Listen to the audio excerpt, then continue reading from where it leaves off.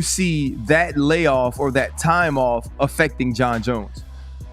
You know, I don't expect it to be too bad, Ryan, because over the course of his career and during his prime, because now, I mean, Jones has to be 35, 36 years old. I'm not exactly sure. But in the midst of our rivalry and during his prime, Jones had some long breaks. He had 12 months at one point. He had another 15 months at another point. So he's been out for extended periods of time before and still was able to compete at the highest level. He did it against me one time whenever we fought the second time. But again, he was very motivated. He's supposed to be very motivated this week as he fights Ciryl Gane. So I don't anticipate the ring rust is going to be too bad. I just believe that this guy has fought so many high-level fights that that experience is going to carry him.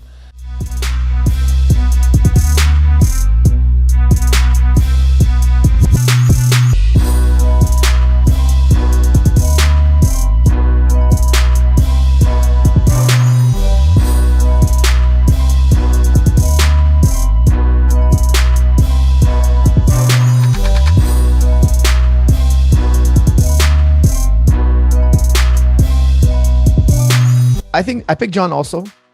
How do you think he's going to win? Here's the thing. I think he's going to win by striking and control. I know a lot of people are going to tell me I'm crazy, but I think Jon will also outstrike him because Jon has incredible elbows. Yeah. And his takedown threat is going to cause a lot of setups for Jon's kicks and elbows and punches. If Jon is going in there, striking and wrestling, he's going to win.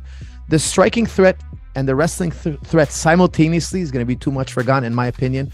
I think it goes to decision because Gane doesn't have that one KO power. Like, if you look at all his KOs, they're cumulative strikes. He hurts a guy, he jumps on him, he puts a lot of volume, but the guys never go out. They're never laid out on a stretcher. You know, he didn't lay Derek Lewis out on a stretcher. He didn't lay Tuvesa out on a stretcher. Yeah, he piled him up with strikes, but he doesn't have that Ngannou one-shot kill. So I think it goes to decision. Neither does Jon, by the way. Neither does Jon. Jon's a cumulative strike type guy, but he's too diverse. And here's the thing, Jon's 84.5-inch reach is something Ciryl has never seen.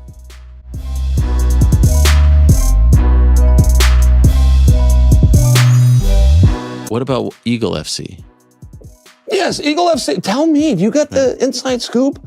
Because what I had heard is that Eagle FC stopped. No more? I mean, you worked for them too. That's right.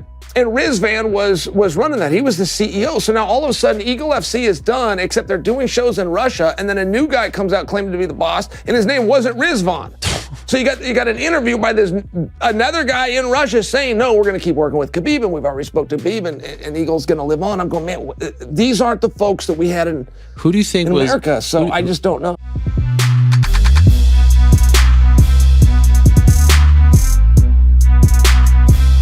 Happy birthday, brother. What's your family? Happy birthday, Sean. Look,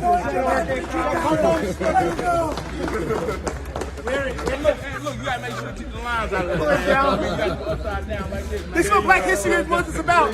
We're coming together. Look at this. About to have waves. Sweet, no. Get a wave today. What if this shit was white? You guys would be calling him Ku Klux. Look, Sean got a better haircut than all of them. The Malibu's supposed to want it.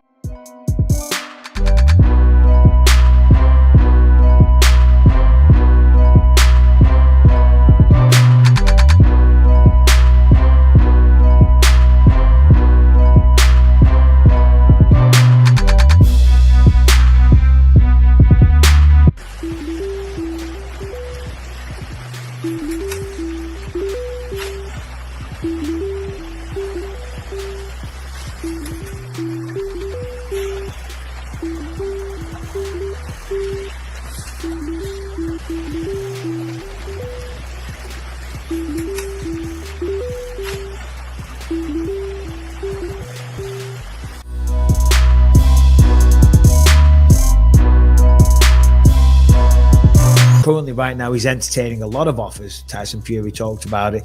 Deontay Wilder talked about it. Anthony Joshua's team, Eddie Hearn, have spoke about Ngannou as well. So he's fielding a lot of offers. he may be pricing himself out of the market. I saw a report that he refuses to accept less than 25 million. And maybe that's the right thing to do, actually. Jake Paul just got 25 million. I'm sure Ngannou, with that UFC champ status still attached against one of these heavyweight boxing greats, I'm sure that will do crazy numbers.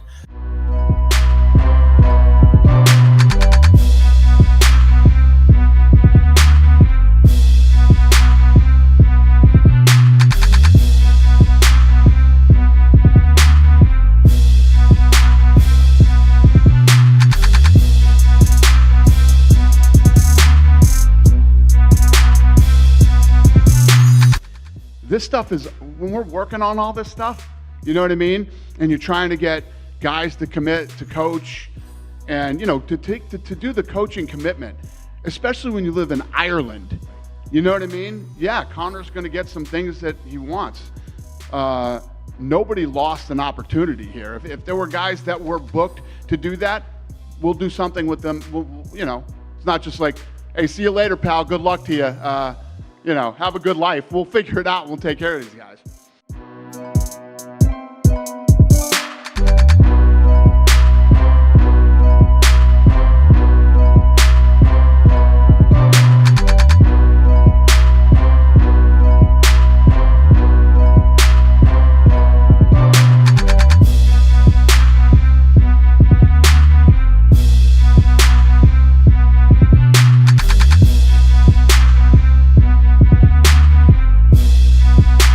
How far away is she from a title shot? Yeah, I mean, she put herself, you go in and you beat somebody like Andrade,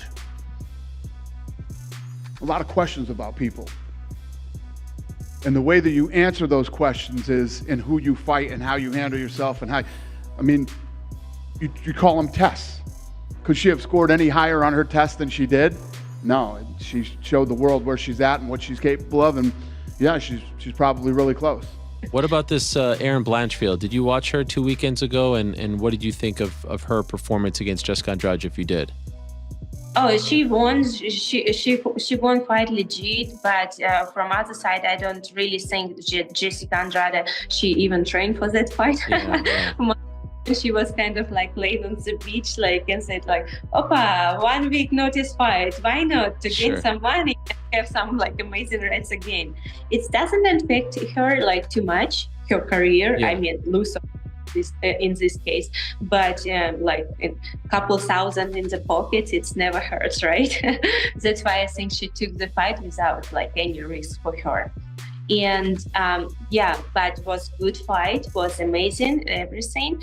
And yeah, I heard Erin, she talked about title fight right away, right next. But I think for the title fight, she's still green. Wow, okay. So how many more do you think she needs? I don't know, it's up to her. I really focus not on her right Sure. now. I focus on Firas.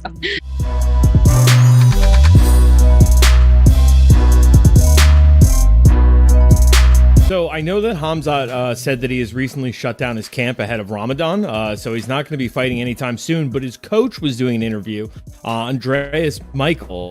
He said that, you know, with the McGregor fight, he said that is a mega fight. At the end of the day, it's not me that's making weight. But if Khamzat feels that he wants to go down to welterweight, I believe he can do it. He can do whatever he wants if you put your mind to it. Conceive, believe, achieve. Shut the f*** up. If you can do whatever, it's a piece of cake. He said it would be a blockbuster, it would be an amazing fight. Box office hit pay-per-view. That is what that fight would be. Wow. Of course, it would also be an absolute massacre. Let's be honest. Now, listen, I've got nothing against it. If they want to make it, I'll watch it. I'll pay for it. I'll talk about it. I'll get excited about it. But they ain't giving Khamzat Conor McGregor. It's not even a knock on Conor, to be honest with you. It's just it's not a fair matchup. It's a Conor is huge. 45. Yeah. You got to remember this. It's not a knock on Conor. Conor fought his weight classes for a reason. You can put on a bit of weight and you can get a bit podgy or a bit muscly and all the rest of it. But it's not optimum fighting weight. He's a natural 55er. 45, 55. Look what he did at 45. 55, he won the belt as well. You know, that's not good for him. Because what I had heard is that Eagle FC stopped. No more? I mean, you worked for them too. That's right. Earlier in their careers and now definitely fighting under the guidance of a... Could you pay me in advance?